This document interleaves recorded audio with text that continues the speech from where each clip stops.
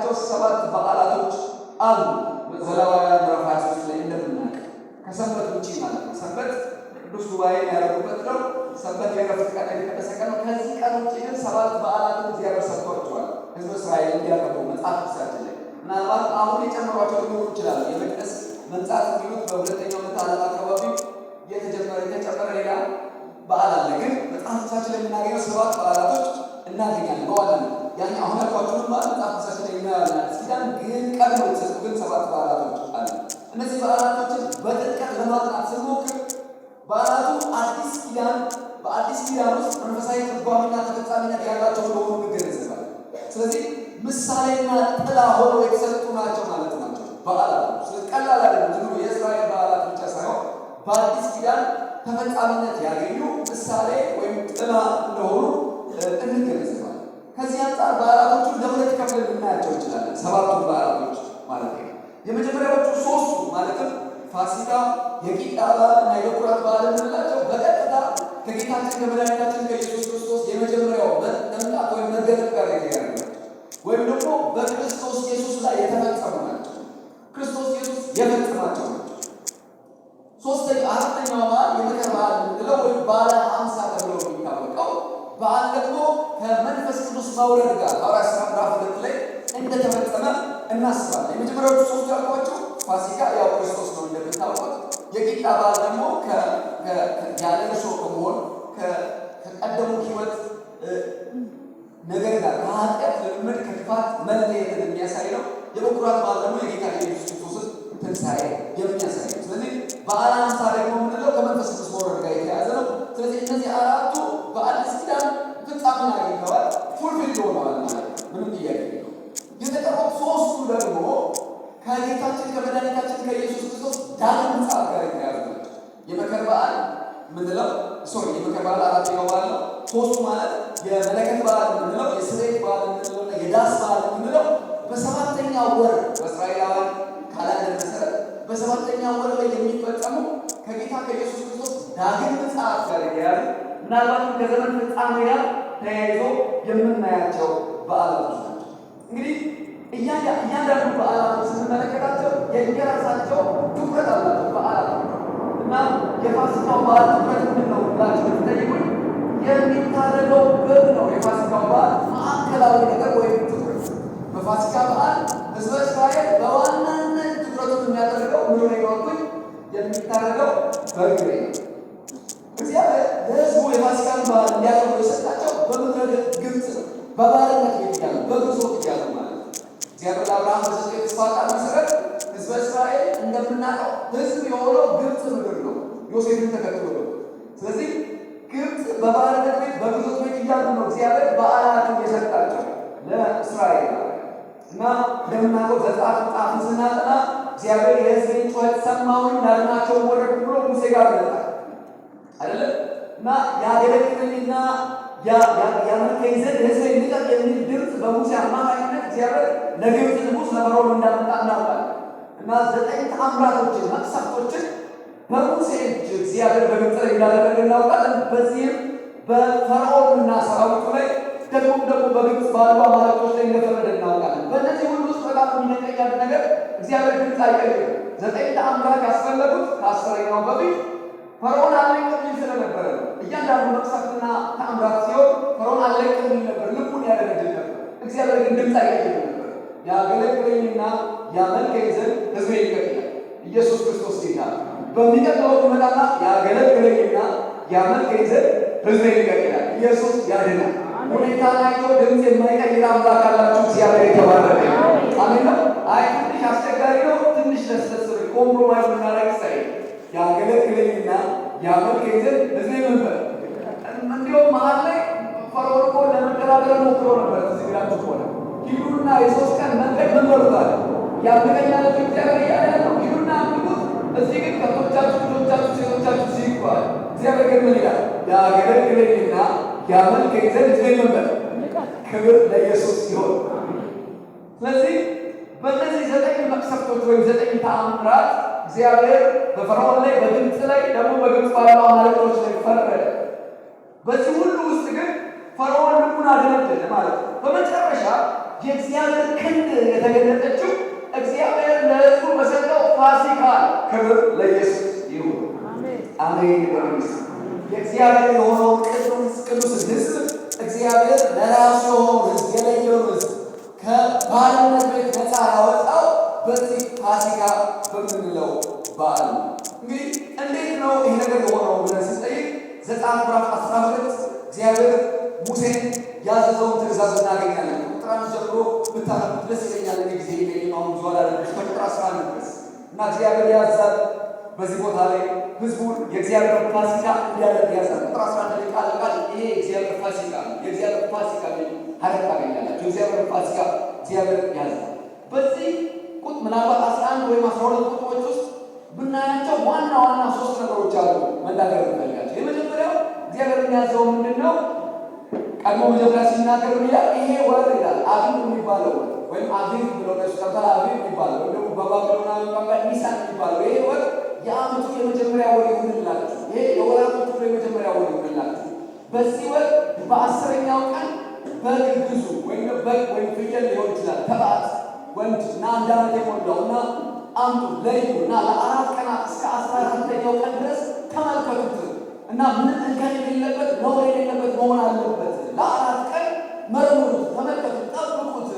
ከዛ በ14ኛው ቀን ጀንበር ስትጠልቅ ጠብቃችሁ እያንዳንዱ አባወራ ቤተሰቡን ሰብስቦ በአንድ ቤት ሆኖ ያንን በግ ያንን ወይም ፍየል ይረደው። ከዛ በኋላ ደሙን በጉበኑና በመቃኑ ላይ ምን ይበል ይቀባ። ከዛስ በኋላ ታጥቃችሁ ልክ ለመውጣት የተዘጋጀ አይነት ማለት ነው። በአጭር ታጥቃችሁ በትራችሁ ይዛችሁ። ክብር ለኢየሱስ ይሁን እና ያንን በግ ጠብሳችሁ ብሉት። አትቀቅሉ፣ ጥሬውን አትበሉ፣ ግን ጠብሳችሁ የተረፈ ቢኖር አትቃጥሉት ብሎ እግዚአብሔር ሕዝቡን ያዘዘበት ቦታ ማለት ነው ይሄ ቦታ እና 3 ዋና ዋና ነገሮች ነው ያለ። የመጀመሪያው 1 ዓመት የሞላው ተባት ጠቦት ነው። በ10ኛው ቀን ይገዛል። አቢብ በተባለው ወር ማለት ነው። እስከ 14ኛው ቀን ድረስ ይመረመራል። ለምንድን ነው እስከ 14ኛው ቀን የሚመረመረው ካለ እንከን የሌለበት ነውር የሌለበት ንጹህ መሆኑ እንዲታይ ለ4 ቀን ያቆዩታል። ኢየሱስ የእግዚአብሔር ልጅ ጌታ። አሜን። ጊዜ ሊኖረኝ ይህ ስላልሆነ ትምህርቴ ብዙ አለ። በአዲስ ኪዳን በክርስቶስ ኢየሱስ ይሄ እንደተፈጸመ ብታዩት በጣም ይገርማቸዋል። ልክ በገዝተው ለ4 ቀን እንከንና ነውር የሌለበት መሆኑ እንደሚመረመር ጌታችን መድኃኒታችን ኢየሱስ ክርስቶስ በአዲስ ኪዳን ተመርምሯል። ልክ እንደዚህ ሰምታችሁኛል። ሰማይ የመሰከረለት ሕግና ነቢያት የመሰከሩለት የእግዚአብሔር ጽድቅ መሆኑ ተመስክሮለታል። አዲስ ኪዳን በግልጽ እንደሚገለጥ ይሄ ብቻ አይደለም። ካህናቱ ጋር ከዛም ንጉሱ ጋር ሲመላለስ በጊዜው ሊፈረድበት እየታየ ነበር። ኢየሱስ ያለና ለመስዋዕት የሚቀርብ በግ ሆኖ ማለት ነው። ኢየሱስ የእግዚአብሔር ልጅ ጌታ። ሁለተኛው ጀንበር ስትጠልቅ ማድረግ ያለባቸው ነገር ይህንን ጠቦት በግ ያረዱና ጉበኑና መቃሩ ይቀቡ። እንዳልኳችሁ ፋሲካ ማለት ነው። ለምንድን ነው የሚቀቡት? ጉበኑና መቃሩ የሚቀቡት ስንል ያለ ሌሊት እግዚአብሔር የሚያልፍበት ሌሊት ነው። ፈርዖን 9 መቅሰፍትና ተአምራቶች ተገልጠው ሕዝቡን ሊለቃቸው እንዲሁም ጭራሽ መከራ አጥፍቶባቸው ጭራሽ ጨምሮባቸው ወዳጆቼ፣ አሁን ግን እግዚአብሔር በጸናች ክንድ የሚያልፍበት ሌሊት ነው። ስለዚህ እንደዚህ ነው የሚሆነው። እግዚአብሔር ሲያልፍ የሞት መልአክ ሲያልፍ ደሙ ያለበትን ቤት ሲያይ ያልፈዋል። ፓስኦቨር ያደርጋል። ኢየሱስ ጌታ ያልፈዋል። ከዛ ደሙ የሌለበት ቤትና ጓዳ ሁሉ የሞት መልአክ ይገባል። በኩል ሁሉ ይገባል። የምንም በኩል የእንስሳት ግን የሰው በኩል ምን ያደርጋል? ይገባል። ክብር ለኢየሱስ ይሁን። ስለዚህ ለምንድን ነው መቀባት ያለባቸው? ቀብተው በቤት የሚሆኑበት ምክንያት ለጥፋት የሚመጣው ያ መልአክ ምን እንዲላቸው ነው ማለት ነው። ክብር ለኢየሱስ ይሁን። ኢየሱስ የእግዚአብሔር ልጅ ጌታ። ይህ ሌላ ሁለተኛው መሰረታዊ ነገር። ሶስተኛው በዛው ቤት ውስጥ እያሉ በጥፊያ እንዲያደርጉት የታዘዙት ነገር አለ። ምንድን ነው ካላችሁ ስጋውን ከመራራ ቅጠልና ከቂጣ ጋር ምን ይሉታል? ይበሉታል። ያ የፋሲካው ራት ነው። የፋሲካው ራት ከመራራ ቅጠልና ከቂጣ ጋር ካልቦካ ቂጣ ጋር ያለ እርሾ ከሆነ ቂጣ ጋር ይበሉታል። ኢየሱስ የእግዚአብሔር ልጅ ጌታ። እሱ የፋሲካ ራት ይባላል። አሁን እስራኤላውያን ይህን ባል ያደርጉታል። ግን እነዚህ 3 ነገሮች ብቻ አይደለም ያሉት፣ ሌሎች የጨምሯቸው እና 5 ነገሮች ውስጥ የጨምሯቸው 2 ነገሮች አሉ። ግን በጣም ስለ ተመዝገቡ የምናገኘው በፋሲካ በዓል የሚደረገው እነዚህ 3 ነገሮች። ውጤቱስ ምንድን ነው ብለን ስንጠይቅ በዚህ ሌሊት እግዚአብሔር ይህንን ሲያደርጉ የሚሆነው ነገር ውጤቱ ምንድን ነው ስንል አሁን እንዳልኳቸው እግዚአብሔር ያልፋል። ደሙ ያለበትን ቤት ሁሉ ሲያልፈው የተቀረውን በኩር ሁሉ ይቀጣል በሞት። ከዛስ ምን ይሆናል? የባርነት ቀንበር ፈጽሞ ምን ይሆናል? ይሰበራል። ገና ሳያልፍ ታጥቃችሁ በትራችሁ ይዛችሁ በጥፊያ ብሉ ያቸው ለምንድን ነው? ለመሄድ ተዘጋጅቷችሁ ማለት። ታሪኩን ጨርሳችሁ ስታነቡት ፋሲካው በሆነ በኋላ ቀጥሎ የሆነው ነገር ምንድን ነው? ፈርዖን አስቸኮላቸው። ምን እንዲሆኑ? ለቀው እንዲሆኑ ባሏቸው ብላ ለሚወጡ አይደለ? ስጦታ እየሰጡ ነው የሸኟቸው። ክብር ለኢየሱስ ይሁን። ኢየሱስ የእግዚአብሔር ልጅ አስቸኮላቸው። ስለዚህ እንዴት ነው መብላት ያለባቸው? በጥፊያ። እንዴት? ታርቀው። እግዚአብሔር ገና ሳይሆን በፊት እርግጠኛ ነበር ምን እንደሚሆን፣ በጥፊያ እንደሚወጡ ኢየሱስ ያለ። ስለዚህ ውጤቱ ምንድን ነው ካላችሁ የባርነት ቀንበር ፈጽሞ የሚሰበርበት ቀን። ከዛ በፊት 9 ተአምራት አድርጓል። ግን ራሱ ሙሴን ሲልከው ምን ይል ነበር እግዚአብሔር? ግን ፈርዖን አይለቃችሁም፣ እኔ ግን ምን አደርጋለሁ ይላል። 10ኛው ግን ፈርዖን የሚለቅበት ኧረ ፋሲካ የሚለቅበት ነው። ክብር ለኢየሱስ ይሁን። ክብር ለኢየሱስ ይሁን። ኢየሱስ የእግዚአብሔር ልጅ ጌታ። ወዳጆቼ ገና ህዝቡ በባርነት እያለ በዚህ ባለበኩላችሁ ክፍል ውስጥ ቅድም እንደነገርኳችሁ እግዚአብሔር አዲስ ካላንደር ለዚህ ህዝብ ሲሰጠው እናያለን። እና ምን ይላቸዋል? ይህ ወር ይሄ አቢብ የሚባለው ወር ወይም ኒሳን የሚባለው ወር የወር ሁሉ የመጀመሪያ ወር ይሆንላችሁ ይላቸዋል። ለምን ስንል ሚስጥሩ ያለው ፋሲካው ላይ ነው ወዳጆች። ውሃ አለ። አሜን። ሚስጥሩ ያለው ፋሲካ ላይ ነው። እኔ በጣም የሚነገኝ በህይወት የሚያየው በጣም የሚገርመኝ ነገር እግዚአብሔር እንዲህ ሆን ብሎ ነው በዮሴፍ ህይወት የሆነው ሁሉ ምናምን አጋጣሚ እና ዮሴፍን ነጥለን ስንናገር የዮሴፍን ታሪክ አውጥተን ለብቻው ስንሰብክ ምናልባት ሰሞኑን ሳስብ የነበረ ነገር ስለሆነ ነው ነገራቸው። አብረን አያይዘን የእግዚአብሔርን ሀሳብ ለማገር የግድ ያስፈልጋል። ዮሴፍ በዛ ሁሉ መንገድ አልፎ ግብፅ መግባት የነበረበት ህዝበ እስራኤል ግብፅ ገብቶ መብዛት ስላለበት ግብፅ በጊዜው ለእስራኤል እንደ ኢንኩቤተር ሰምታችሁኛል። እግዚአብሔር የራሱ የሆነውን ህዝብ ለመፍጠር ሲፈልግ አብርሃም ጋር መጣ። ለራሱ ዘር ሲል ሰምታችሁኛል። እና አስቀድሞ ዘፍጥረት 15 ላይ በነገረው መሰረት 400 ዓመት ህዝብ እዛ በባርነት እንዳለው እሱ ነው የተፈጸመው። ስለዚህ ዮሴፍን ተከትሎ ያ ህዝብ 70 ምናምን የሚሆን ሰው ግብፅ ገባ። 70 ምናምን ህዝብ ገብቶ የወጣው ግን 2 ሚሊዮን የሚሆን ህዝብ ነው። ወዳጆች እየሰማችሁ ነው። በዝቶ ነው የወጣው። በጣም እጅግ በዝተው ነው የወጡት። ክብር ለኢየሱስ ይሁን። ግብፅ መምዣ ቦታቸው ነው። የሚወጡበት ጊዜ ሲደርስ ግን እግዚአብሔር በጭካኔ ነው። ጭካኔው ለግብፅን ቀንበር መስበሩ ላይ ብቻ አይደለም የሚታየው። ግብፃውያን ዮሴፍን የማያውቅ ንጉሥ ተነሳ ይላል አይደል? የዮሴፍን መልካምነት የዮሴፍን መልካምነት ማያውቅ ንጉሥ ተነስቶ ግብፃውያን እስራኤላውያንን ሲያስጨንቋቸው ያ የእግዚአብሔር ፍቃድ ነበር። ወላጆቼ በግልጽ መጽሐፍ ቅዱሳችን ይነግረናል። እግዚአብሔር የሚወጡበት ጊዜ ሲደርስ የህዝቡን የግብፅን ህዝብ ለእስራኤል ያለውን ልብ ቀየረ። እየሰማችሁ ነው። ስለዚህ አስጨነቋቸው። ወዳጆቼ 400 ዓመት የኖሩበትን ቤት ለ10 ዓመት ተከራይተን የኖሩበትን ቤት መልቀቃቸው አሜን የኛ ይመስለናል። እንደምንድን ነው ካርታው ላይ ስሜን ያልጻፋችሁ በኋላ ተከራይተን ስሜ የለም የድር ውስጥ አላስገባችሁ 10 ዓመት ምረት ማለት ነው። እንግዲህ 400 ዓመት ነው ሰዎች የኖሩት ወዳጆች። 400 ዓመት ኑረው እንዴት ነው ኑጡ ሲሏቸው እሺ ብለው የሚወጡት ሰምታችሁ የሚያወራው መጨነቃቸው ግድ ነበር። ካልሆነ ሽሏል። እንደዛም ተጨንቀው ወጥተው ግብፅ ከልባቸው አልወጣቸው ነበር። እነሱ ፊዚካሊ ወጡ። አሜን አሜን ነው አለን። ኢየሱስ ክርስቶስ ጌታ። ምን ገረመ ግን እዚህ ጋር ስትሉኝ እግዚአብሔር ሊያወጣቸው ሲል እዛው እያሉ ሰፈር ሳይቀይሩ መንደር ሳይቀይሩ አስተሳሰባቸው ካላንደራቸው ይቀይራል። ገና እኮ ህዝቡ ወጥቶ ህዝቡ አልሆነም። መሬት ይዞ ቴሪቶሪ ይዞ መንግስት አቋቁሞ ባንዲራ ቀለም ለይቶ አልተደራጀም። መጥቶ ምን ይላቸዋል? ይሄ ወር ለእናንተ የዓመቱ መጀመሪያ ይሆንላችሁ ይላቸዋል። ኢየሱስ ያድናል። አሜን በሉ። እግዚአብሔር መንደር ሳንቀይር ፊዚካሊ ሰፈር ሳንቀይር ይመጣና ንግግራችንና ሀሳባችንን ይቀይረዋል። ያለነው እኮ የሆነ ተራ ሰፈር ነው። የምናወራው ግን የሌላ ዓለም ነው። ኢየሱስ ክርስቶስ ጌታ። እንደዚህ የጀመራችሁ ሰዎች ካላችሁ በእርግጠኝነት እግዚአብሔር ሊያወጣችሁ ግብ እያሉ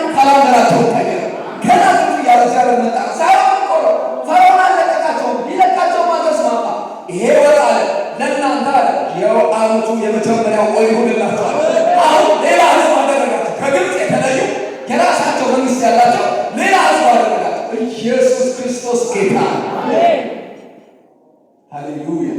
ኢየሱስ ያለ ካላደራቸው በጣም ነው ይገርም። ራሴ አስታውሰኝ ጫፍ ብዬ እኔ እኮ አገልጋይ ነኝ እና ወዳጆቼ ፋሲካ የሌሎች በዓላቶች ሁሉ መሰረት ቀን ካላንደራቸው ሲቀይር ፋሲካ ሰጥቷቸው ፋሲካ የሰጣቸው ወጥቶ ካላንደር ይቀየሩ። ኢየሱስ ክርስቶስ ጌታ። ፋሲካ የሰባቱን በዓላት የስድስቱን ከፋሲካው ይችላል የስድስቱን በዓላቶች መሰረት ፋሲካ በሌለበት የቂጣም በዓል ሆነ በኩራትም አይታሰብም። አሜን በሉ። ኢየሱስ ጌታ። የፋሲካ በዓል በ14ኛው ቀን ላይ ነው። በአብይ ወር በ14ኛው ቀን ነው የሚከበረው። የቂጣ በዓል የሚጀምረው በ15ኛው ቀን ነው። ከዛ ለ7 ቀን ነው የሚከበረው። ፋሲካ ከሌለ የቂጣ በዓል የለም። አዲስ ሊጥ ካልሆነ ያለ እርሾ መሆን የለም። ተቀጥያ ፋሲካ አዲስ ሊጥ ፋሲካ ማለት የአዲስ ነገር ጅማሬ ማለት ነው። ፋሲካ ማለት የአዲስ ምዕራፍ ጅማሬ ማለት ነው። ኢየሱስ ጌታ ነው። ፋሲካ ማለት ነፃ መውጣት ማለት ነው። ነፃ ካልወጣ አዲስ ሊጥ ካልሆነ እንዴት ያለ እርሾ ትሆናለህ? ቂጣ በዓል ትርጉም አይኖረውም። ፋሲካ ከሌለ በኩራት ትርጉም የለውም። ለምን? በኩራት ማለት የእህሉን በኩር በሰንበት ማግስት በእግዚአብሔር ፊት የሚወዘውዙበት ነው። ራሳቸው ምድር ገብተው ዘርተው ካላጨዱ በኩራት ከየት ይመጣል? ወዳጆቼ ፋሲካ የበዓላቶቹ ሁሉ ምንድን ነው? ኢየሱስ ክርስቶስ ጌታ። አሜን በሉስ። ፋሲካ የአዲስ ምዕራፍ ጅማሬ፣ የነፃ መውጣት ምሳሌ። ክብር ለኢየሱስ።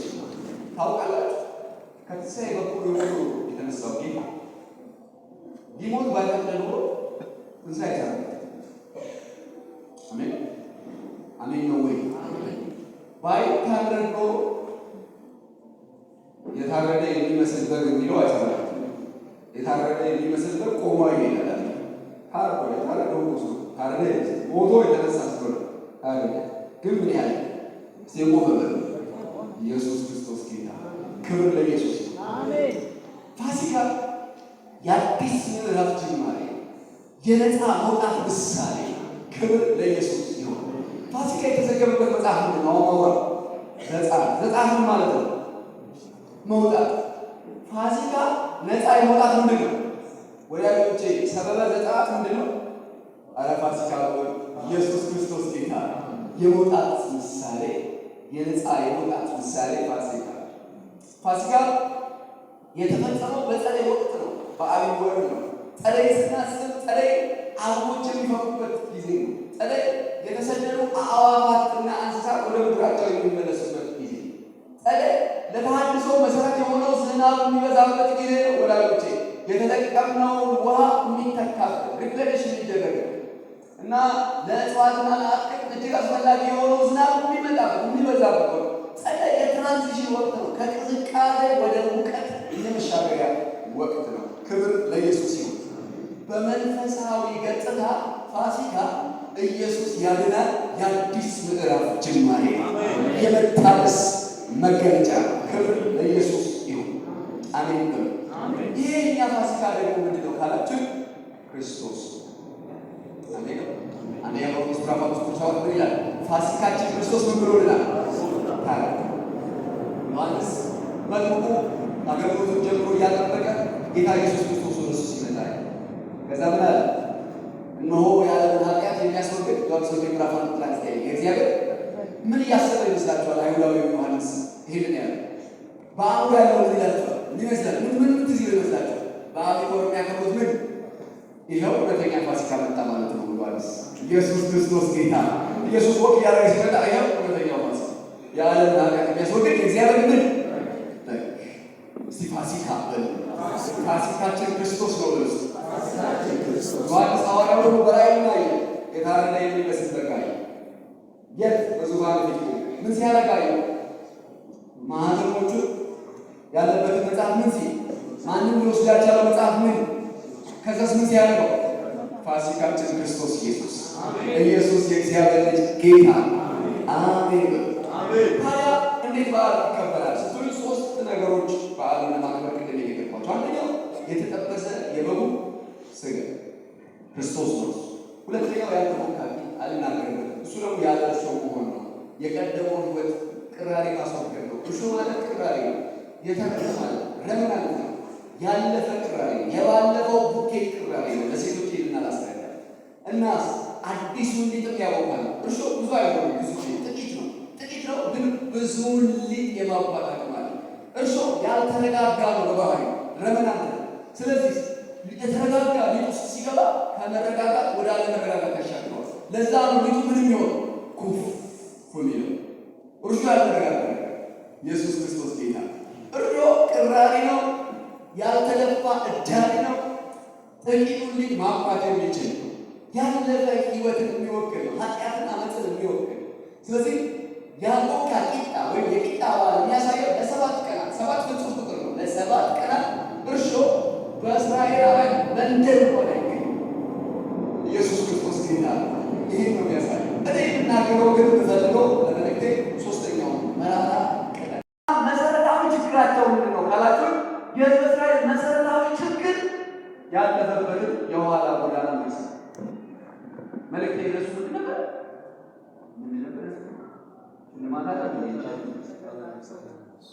የተደረገለት ኢየሱስ ክርስቶስ ጌታ ያለፉበትን መንገድ መርሳት ነበር እስራኤል። ወዳጆቼ እግዚአብሔር ሙሴ ጋር ሲወርድ ዘጸአት መጽሐፍ ላይ ስናጠና እንዳየነው የሕዝብን ጩኸት ምን አልኳል? ከዛ ምንላቸው ወርቅ አልኩኛል ለእናንተ ጩኸታቸው ማን ጋር ደርሷል? ላስታውሳችሁ የእስራኤልን ጭንቀት ግምት ምን ነበር ስራቸው? ጡብ ምን ማለት መርገጥ እንደሚባለው ፒራሚድን ያሰራቸው እነሱና ሌሎች ህዝብ ነው ይባላል። ወላጆች ሴቶች አርግዘው ጡብ እንዲረቁ ሲደረጉ ያስወረዳቸው ነበር። ሲያስወረዳቸው ከደማቸው ጋር ቀላቅለው ያንን ሸክላ ይረቁ ነበር። ይሰማችሁ? ወላጆች እየተገረፉ ነበር። ይህን ነገር ልክ ሲወልዱ ልጆቻቸው ወንድ ከሆነ ተነጥቆ ምን ይደረጋል? የተጣበቀ ነው ማለት ነው። ተነጥቆ ምን ይደረጋል? ድንጋይ ላይ ሁሉ ምን እንዲደረጉ ይፈለጋል? ወዳጆች እንዴት ይፈጠራል? በአግባቡ ትእዛዝ ነው የሚሰጥ። እንደዚህ የተጨነቀ ህዝብ ነው በምድረ በዳ ሲሄድ በየመሃሉ የሚያምረው ምንድን ነው የሚያምረው? ወደ ግብፅ መመለስ። ምን ይላሉ? የግብፅ ምንጭ ይላሉ፣ የግብፅ ዱባ ይላሉ። ብቻ አይደለም በግብፅ መኖርና መብት ብቻ ሳይሆን የሚናፍቃቸው በግብፅ መሞት ራሱ ያምራቸው ነበር። መቃብር በግብፅ የለም ወይ? ምድረ በዳ ልጨርሰን ነው እንዴ? ቢያንስ ግብፃውያን አያለቅሱልንም እንዴ ስንሞት ይመስላል። መቃብር በጣም ብዙ ጊዜ ወደ ግብፅ ለመመለስ ተቧድነው ያውቃሉ። ያደረገላቸው ፈጥረው በዚህ ምክንያት በተደጋጋሚ ግብፅን ሲናፍቁ ሲመኙ ወዳጆቼ የተደረገልን መርሳት ለሞት የሚዳርግ አደገኛ በሽታ። እግዚአብሔር በሕይወታችን ያደረገውን እንድንረሳ አይፈልግም። ያለፍንበትን መንገድ፣ ችግራችን፣ ስቃያችን፣ የከፈልነው ዋጋ፣ ህመማችንን፣ የተመታንበትን እግዚአብሔር እንድንረሳ አይፈልግም። የእስራኤል መሰረታዊ ችግር ይሄ ነበረ። በግብፅ የከፈሉትን ዋጋ ፈጥነው ይረሱ ነበረ። ስቃይና ህመማቸው ፈጥኖ ይረሳቸው። ወልደው ማሳደግ አይችሉም ነበር። እሱን ሁሉ ፈጥነው ይረሱ። ወዳጆች ከምን እንዳዳነ እንዴት እንዳዳነ የተደረገልንን በጎነትና ምሕረት ሁልጊዜ እንድናስብ ጌታ ይገኛል። ሁልጊዜ ትዝታችን ነው ይገኛል። ጥቂት የመጽሐፍ ቅዱስ ሀሳቦች ላሳያችሁ በዚህ ዙሪያ በጣም ጥቂት። ዘጸአት ምዕራፍ 16 ላይ ቁጥር 32 ስናይ መናውን በመገኘት ውስጥ አስቀምጡት ይላል እግዚአብሔር። እግዚአብሔር እንድንረሳ እንደማይፈልግ ላሳያችሁ። መናው ለምንድን ነው በመገኘት ውስጥ የሚቀመጠው? ለምን ታቦት ውስጥ ሆነ? ታቦቱ የእግዚአብሔር የመገኘቱ ምሳሌ፣ የክብሩ ምሳሌ። መናው ታቦት ውስጥ ከሆነ አይበላሽ። መና በባህሪ ይበላል። ፀሐይ ሲመታው ይቀልጣል፣ ሲያድር ይተላል፣ ይሸጣል። መና እንደምታውቁት ስሙ ትርጉሙ ራሱ ምንድን ነው ማለት ነው? በአት ይዘንባል፣ ወጥተው ካልተቀሙት ፀሐይ በወጣበት ይቀልጣል። ከሰንበት ቀን ውጭ ሌላ ቀን ሰብስበው ከተፈቀደላቸው በላይ ከአንድ ቀን በላይ ካስቀመጡ ይሸታል፣ ይተላል። መናውን በመገኘት ውስጥ አስቀምጧል። ለምን ሲባል ለትውልድ ሁሉ ማስታወሻ እንዲሆን እግዚአብሔር በምድረ በዳ ሕዝቡን የሰማይ መብል አበላቸው። ሰምታችሁኛል? እግዚአብሔር እንዲታወስ ይፈልጋል፣ እንዲነገርለት ይፈልጋል፣ ያደረገልንን እንድናስብ ይፈልጋል። ያለፈው ዓመት እኮ እንዲያደረክልን እግዚአብሔር ከእንትን እኮ አዳነኝ እንድንል ይፈልጋል። ለትውልድ ሁሉ አቆየው ይለዋል። መናው መታወስ ለትውልድ ሁሉ እንዴት ይቆያል? በመገኘት ውስጥ ሲሆን አይበላሽም። ከባህሪ ውጭ የሆነ ከዛ ለትውልድ ሁሉ ምሳሌ ሆኖ ይቆያል። እግዚአብሔር እኮ በምድረ በዳ የመላእክትን ምግብ ለሕዝቡ አበላ ይባላል። ኢያሱ ምዕራፍ 4 ቁጥር 3-7 ስታነቡ ዮርዳኖስን ሲያሻግራቸው እንደዚህ ያለ እግዚአብሔር ከየነገዱ ሰው ምረጥልኝ። ከዛ በኋላ ታቦቱን ተሸክመው በዮርዳኖስ ባህር ውሃ ውስጥ ወንዝ ውስጥ ካህናቱ የቆሙበት ቦታ ይሄዱና 12 ድንጋይ ያውሩልኝ እና ያንን 12 ድንጋይ ይትከሉልኝ። ይሄ ለዘላለም መታሰቢያ ይሆናል። ለምን? እግዚአብሔር በእስራኤልን በደረቅ መሬት ሊያሻግር ዮርዳኖስን እንደ ክምር ከምሮት ነበር ተብሎ በትውልድ መካከል ይነገራል። እግዚአብሔር ለራሱ ለሰራው ስራ ላደረገው በጎነት ለዋለው ውለታ መታሰቢያ ይሆናል። አንደኛ ሳሙኤል ምዕራፍ 7 ቁጥር 12 እግዚአብሔር እስካሁን ድረስ ረድቶናል አለ ሳሙኤል እና ድንጋይ ተከለ። የድንጋዩን ስም አቤኔዘር ብሎ ክብር ለኢየሱስ ይሁን። ምናልባት አንዳንድ ሰዎች ሕይወታቸውን ካያችሁ የተለወጡበት መለወጥ የማይረሳ ጠባሳ ነው። ያዕቆብ ትዝ ይላችኋል።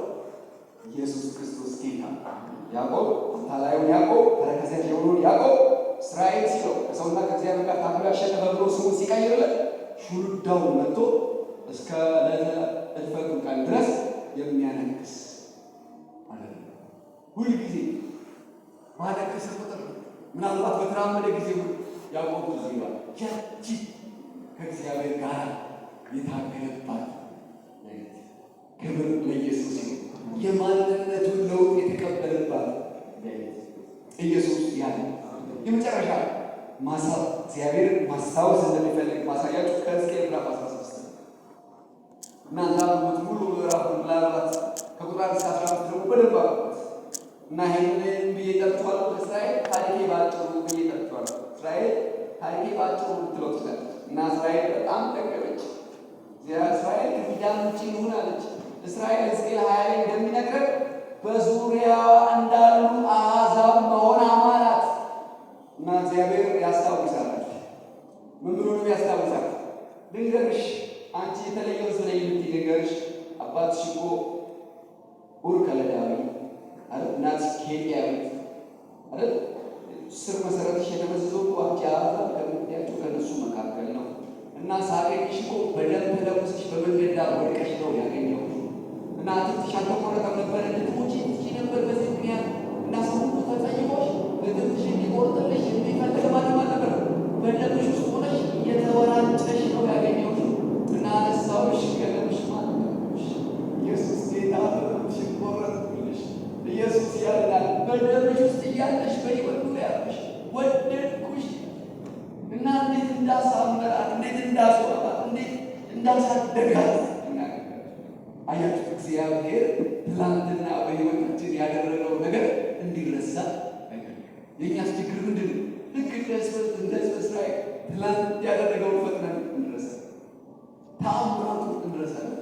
በጎነቱን እንረሳለን። ማዳኑን እንረሳለን። ክብር ለኢየሱስ ይሁን። ኢየሱስ የእግዚአብሔር ልጅ ጌታ። አሜን። ኢየሱስ የእግዚአብሔር ልጅ ጌታ።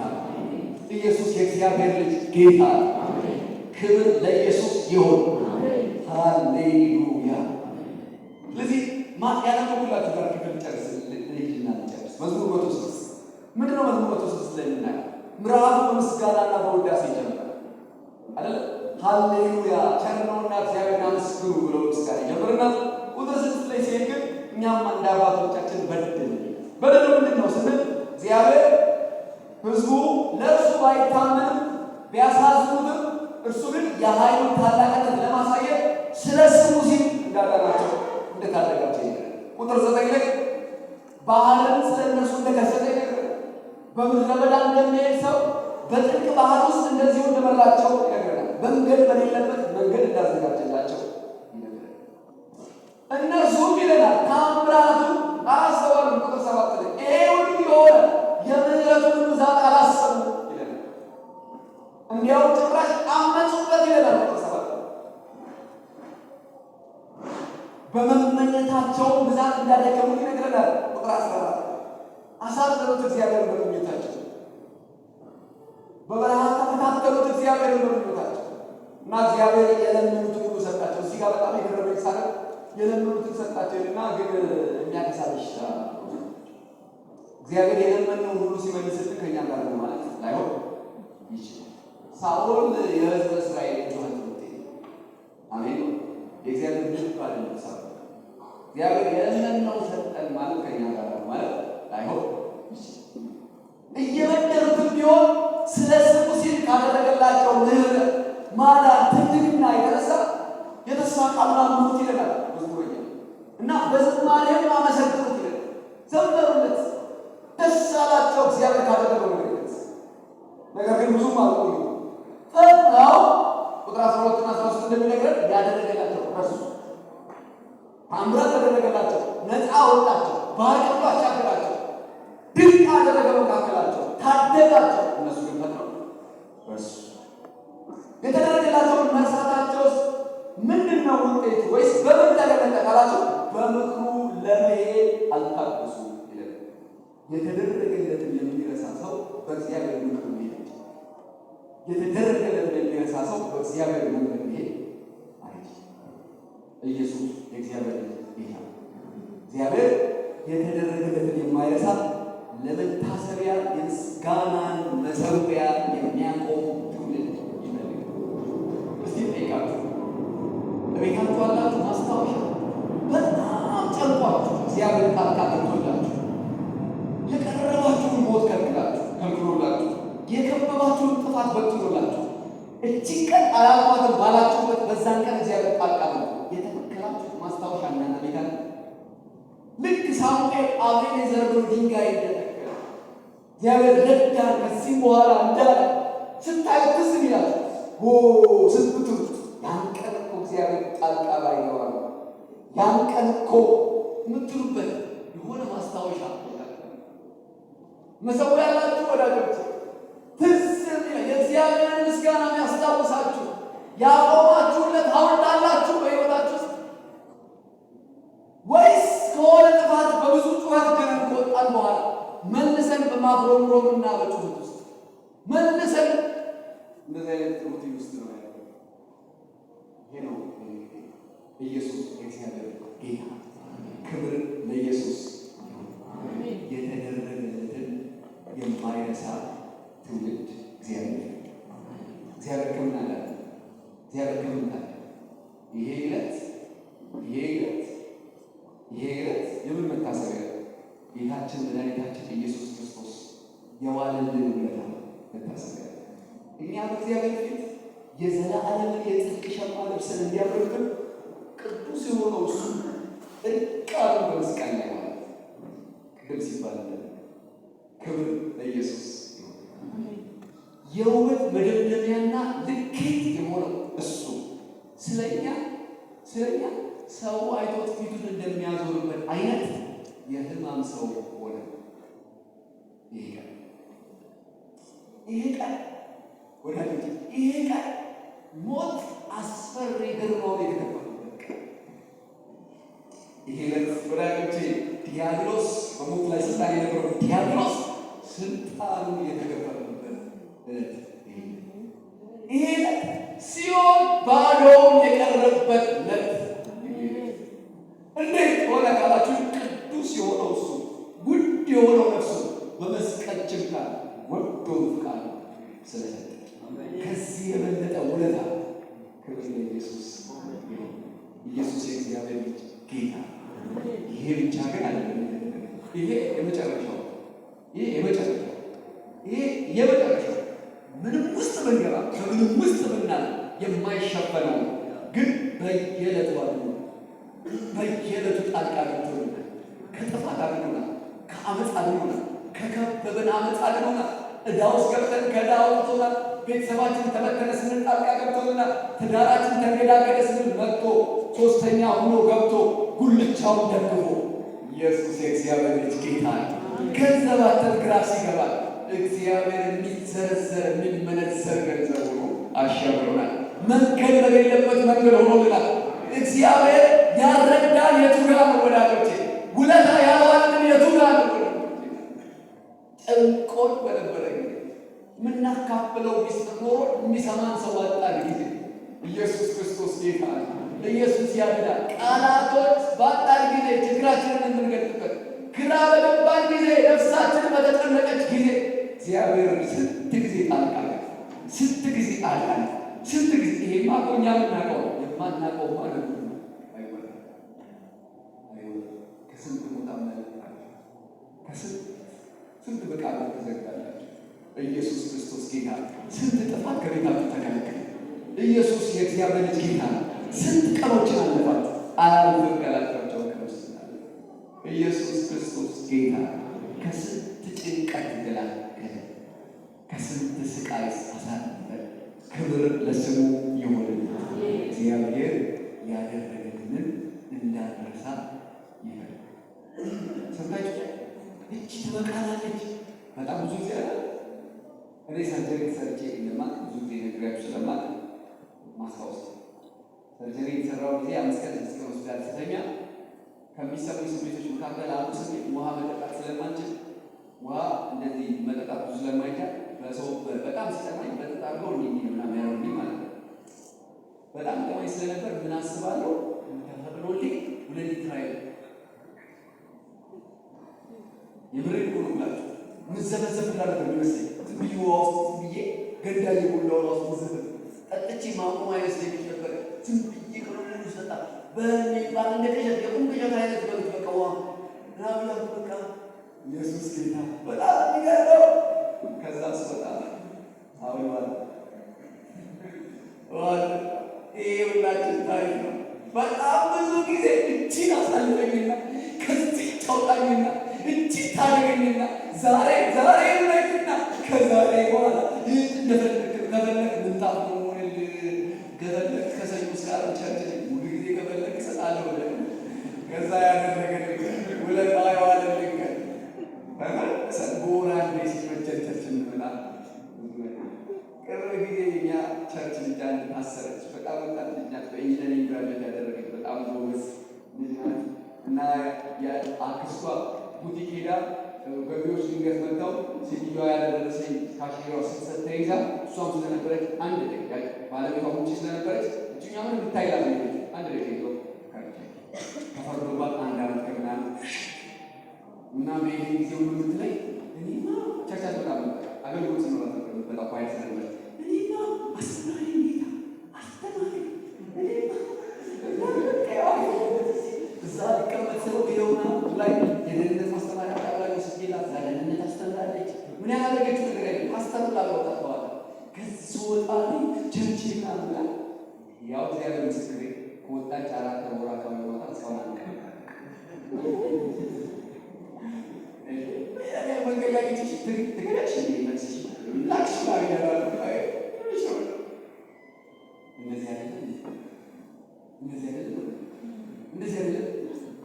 እንደዚህ አንዳንዶቻችን ምስጋና ለሆነ ድግስ እንደግስ ሰው እንጠራለን። ከዛስ በቃ ያው ካፋሉ ማለት ይመስላል። ይኸው ጋበዝኩለት 10 ሰው አስተናግደን ኢየሱስ ክርስቶስ ጌታ የምስጋና መሠዊያ በቤታችን እንተክላለን። አሜን። አረ ኢየሱስ ያድናል። አሜን። ቀላል ነው የምንለው ውለታ እግዚአብሔር ያደረገልን ኢየሱስ ክርስቶስ ጌታ። አሜን። ክብር ለኢየሱስ ይሁን። መጽሐፉማ በነገር ሁሉ አመስግኑ ይለናል። እኛ የተደረገልን እጅግ ስለዚህ ከዚህ ጊዜ ጀምሮ የምስጋና መሠዊያ በቤታችን አንድ ነገር አድርገን እንጨርሰው። ሁላችን በእግሮቻችን እንቆማለን። መዝሙር 136 የቅብብሎች መዝሙር ነው። የቅብብሎች ያለ ዜማና ሙዚቃ እንዘምረዋለን። ኢየሱስ የእግዚአብሔር ልጅ ጌታ። አሁን ሰው አፉ ከፍቶ ይናገራል፣ አፉ ከፍቶ ይጮኻል፣ እግዚአብሔርን ያመሰግናል። ኢየሱስ የእግዚአብሔር ልጅ ጌታ። እኔ ያነባለው በቅብብሎች የሚዘመር መዝሙር ነው። ምስጋና በቅብብሎች ያለ ርዕሱ በአዲስ መደበኛ ትርጉም እናንተ የምትሉትን እነግራችኋለሁ ትላላችሁ። እኔ እማነባውን ሳነብ ለምሳሌ እግዚአብሔርን አመስግኑ ቸር ነውና ስል እናንተ ምሕረቱ ለዘላለም ነውና ትላላችሁ። በታላቅ ድምፅ ነው የምንለው። እኔ የምለውን እየተከተላችሁ ምህረቱ ለዘላለም ነውና ትላላችሁ። እኔ በስፒከር ብቻዬን በማይክ እናንተ በድምፅ ትበልጡኛላችሁ። አሜን ነው። ኢየሱስ ጌታ። በዚህ ሁሉ ክብር ለማን ይሆንለት? ለሰራዊቱ ጌታ ለእግዚአብሔር ይሆንለት። ይህ የምስጋና ቀን ነው። ከዛሬ 2000 ዓመት በፊት ቅድም እንደተባለ ቃሉን የተንጠለጠለ ጌታ ያላፈረብን የናዝሬቱ ኢየሱስ እሱ ነው እንዲህ የሰበሰበን እንደዚህ ያማረብን በመስቀል ጣር በጭንቅ የወለደ ክብር ለስሙ ይሆንለት። ቅዱስ ስሙ ብሩክ ይሁን። ኢየሱስ ጌታ። ለምስጋና ተሰብስበናል። ከዚህ በኋላ ግን የሚሆነው እንደዚህ ነው። በነገር ሁሉ እግዚአብሔርን የምናመሰግን እንሆናለን። የምስጋናን መሠዊያና አምድ በየቤታችን እናቆማለን። የሆኑ ማስታወሻዎችን በየግድግዳው ምናምን እንሰቅላለን። አሜን ነው ወይ? አሜን ነው። በሰው ወተን ምናምን ብቻ እንዳልፍ ስንት ጊዜ ቆሎ ከአደጋ የተረፈው እኔ ታክሲ ውስጥ ገባ ጋቢና እንደዚህ ሩጬ ቀድሞኛል ብሎ ገብቶ እኔ በኋላ በታክሲ እየተከተልኩት ከርቸሌ የሚባል ቦታ አሁን ተሰርቷል። በፊት ገደል ነበር። መኪናው ገባ እንዲህ እያየሁት መኪና ከዛስ ሊያመልጥ ብሎ መኪናው ሲገባ ጋቢና በር ከፍቶ እየደከባለለ አየሁት። እኔ ልሆን ይችል ነበር። እሱን እንደዛ አደረገው። ሌላ ተረፈኝ ብላችሁ አይደለም። ስለሱ እኔ ልሆን ይችል አይደለም። ያው እየሳሙ ማውራት ትዝታ ይዛ ጌታ እግዚአብሔር ሆይ አመሰግናለሁ። ማስታወሻ ዛሬ ከታክሲ ላይ ወድቄ ከመሰበር ተርፌያለሁ ብዬ ብለጥፍ እስክንዳል ስገባ ሳይሆን ደስ ይለኛል። ያቀ ኢየሱስ ጌታ ጠዋት ሳይሆን ደስ ይለኛል። ኦ ጌታ ያቀርቡ ከመሰበር አዳነ። ክብር ለኢየሱስ ይሁን። ኢየሱስ ያድናል። እንደዚህ አይነት አምሮች በቤታችን እናቆማለን። አሜን አሜን አሜን በሉ። አሜን አሜን በሉ። ኢየሱስ ጌታ። አብረን እንላለን። ከፍ ባለ ዘማሪዎች እግዚአብሔርን አመስግኑ ቸር ነውና፣ ምሕረቱ ለዘላለም ነውና። የአማልክትን አምላክ አመስግኑ፣ ምሕረቱ ለዘላለም ነውና። የጌቶችን ጌታ አመስግኑ፣ ምሕረቱ ለዘላለም ነውና። እርሱ ብቻውን ታላላቅ ተአምራትን የሚያደርግ፣ ምሕረቱ ለዘላለም ነውና። ሰማያትን በምሕረት የሠራ፣ ምሕረቱ ለዘላለም ነውና። ምድርን በውኃ የዘረጋ፣ ምሕረቱ ለዘላለም ነውና። ታላላቅ ብርሃናትን የሠራ፣ ምሕረቱ ለዘላለም ነውና።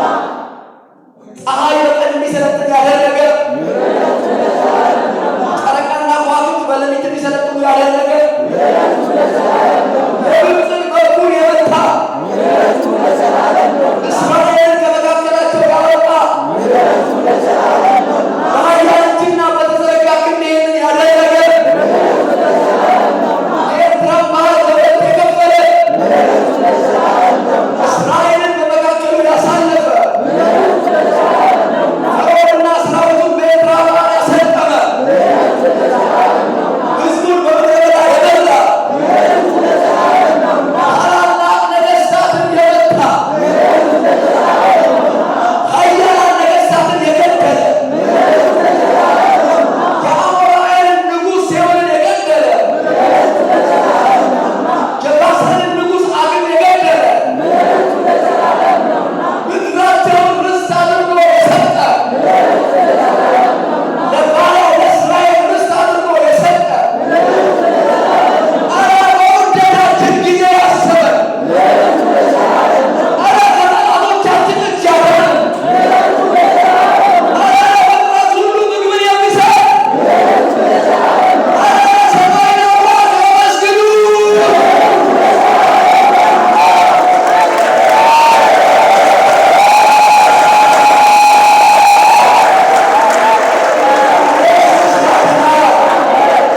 በውርደታችን ጊዜ ያሰበን፣ ከጠላቶቻችን እጅ ያዳነን፣ ለፍጡር ሁሉ ምግብን የሚሰጥ፣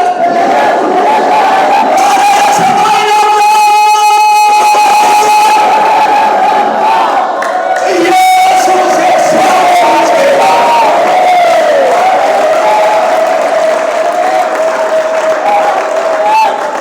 አይገርማችሁም? እስራኤል እያንዳንዱን የሄደበትን መንገድ እየጠቀሰ በእግዚአብሔር ፊት ይዘምራል። ለእግዚአብሔር ክብር ያመጣል። ስም እየጠቀሰ አጋሪን የገደለ፣ ሴዎንን የገደለ እንዲህ ያደረገ ለእነሱ እኮ የተደረገላቸው ነው ይሄ። ለእነሱ እኮ የሆነላቸው ነው ይሄ። ኢየሱስ ጌታ ነው። ኤርትራን ባህር የከፈለ፣ ሕዝቡን በመድረቅ ያሻገረ የተደረገላቸውን እኮ ነው